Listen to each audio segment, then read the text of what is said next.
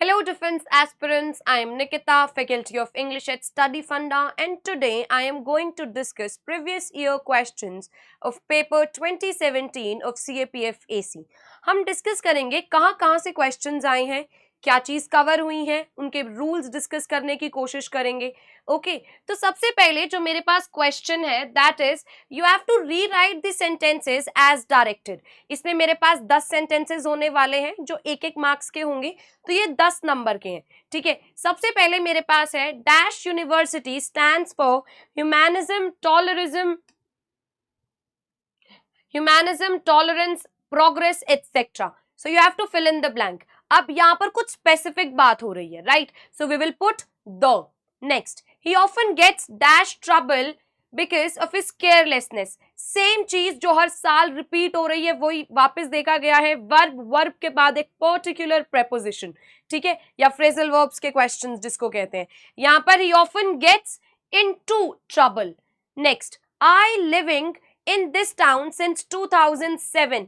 आपको पता है कि अगर कहीं पर भी सिंस आ जाए या फोर आ जाए तो वहां पर हम या फिर तो यूज करते हैं परफेक्ट टेंस, अगर वो काम तब से लेके अब तक हो रहा है, जैसे I have known her for 5 years, या फिर हम यूज करते हैं परफेक्ट कॉन्टिन्यूअस टेंस.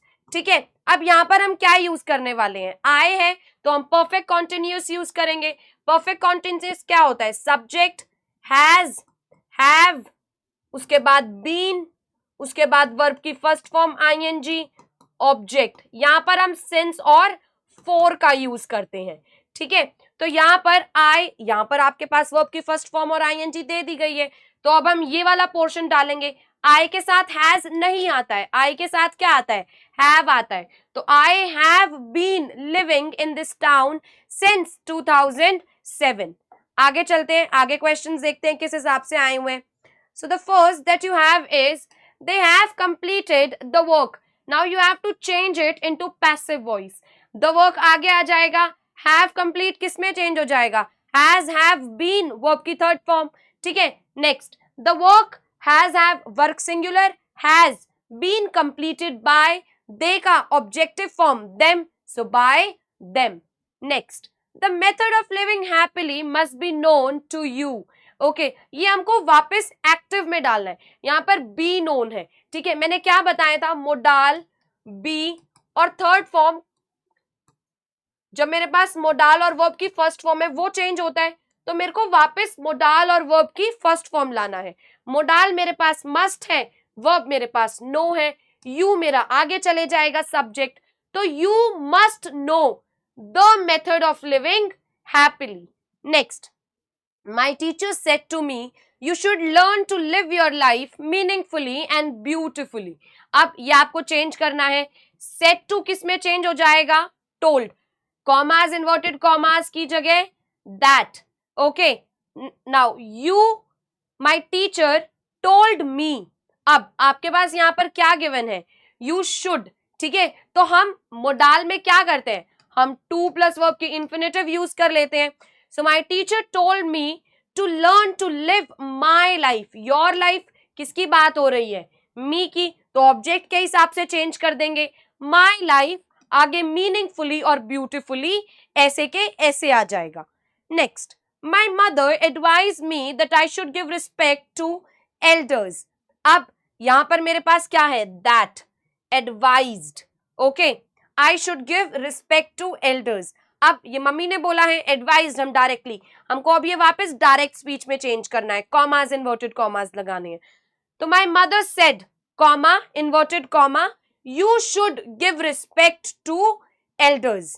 नेक्स्ट, अब हम आगे चलते हैं, आगे देखते हैं हमारे पास किस तरह के क्वेश्चंस आ रहे हैं. ठीक है, educated and empowered women contribute richly for the development of our nation. You have to put a question tag. So, is the sentence positive or negative? Sentence positive, question tag, negative. Sentence negative, question tag, positive. So, educated and empowered women contribute richly for the development of our nation. Sentence positive, question tag should be negative. पहली चीज. Now, which tense is this? Educated empowered women, वो तो as an adjective use किए गए हैं. These are past participle. Contribute richly, अब यहां पर ये क्या टेंस गिवन है मेरे पास? Simple present tense. Simple present tense क्या होता है? सब्जेक्ट या फिर तो हेल्पिंग वर्ब या फिर मेन वर्ब की फर्स्ट फॉर्म या फिर ऑब्जेक्ट. ये स्टेट बताता है, ये एक्शन बताता है. यहाँ पर हेल्पिंग वर्ब तो एज सच है नहीं, तो हम इंसर्ट कर लेते हैं do with plural, does with singular. S आता है तो सिंगुलर के साथ. ठीक है, यहां पर मेरे पास क्या है? विमेन. विमेन क्या है? प्लूरल. तो मैं क्या यूज करूंगी? डू. अब नेगेटिव होना चाहिए, तो डू का क्या नेगेटिव होगा? डोंट. ठीक है, अब बात करते हैं, मेरा सब्जेक्ट क्या है? प्लूरल है, तो प्लूरल के लिए हम क्या यूज करेंगे? They. That is why the question tag should be don't they with D in small and they का टी भी in small. Next, people respect him because he is an exemplary leader. अब इसको simple sentence, people respect him for being an exemplary leader. Next, the problem was so complicated that I could not solve it. You have to change it into to and to. ठीक है, हम to कब use करते हैं? unpleasant things के साथ. So the problem was too complicated for me to solve.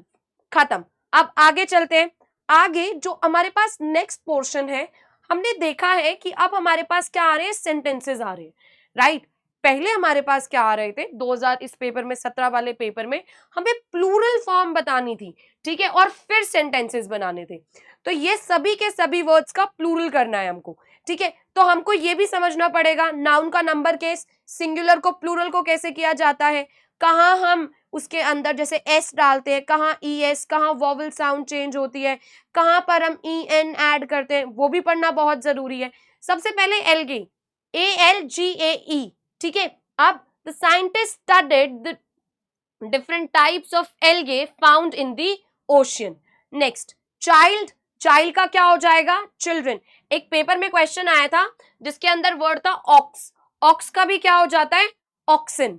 ठीक है, तो children played happily in the park. Next, formulas. The mathematician derived multiple formulas to solve the complex problem. आगे चलते हैं, अब हम आगे देखते हैं हमारे पास और क्या आया हुआ है. नेक्स्ट वर्ड मेरे पास है syllabus, syllabi. Next, the professor handed out the syllabi for all the courses. Next, thesis. thesis का प्लूरल क्या हो जाएगा? THESES. ठीक है, आई की जगह ई लग जाएगा. ऐसे ही पैरेंथेसिस में भी आई की जगह E. Next, the university student submitted their thesis for evaluation. अब आगे चलते हैं. जो हमारा लास्ट क्वेश्चन है वो आया हुआ है कि हमको यहाँ पर करेक्ट करना है सेंटेंसेस को. पहला मेरे पास क्या है? He finds fault in everyone. ठीक है, देखो सबसे पहली चीज जो आपको ध्यान देनी है, क्या बोलते हैं जो सब में कमियां निकालता है? What is that one word? The word is captious. CAPTIOUS. A person who finds faults in everyone.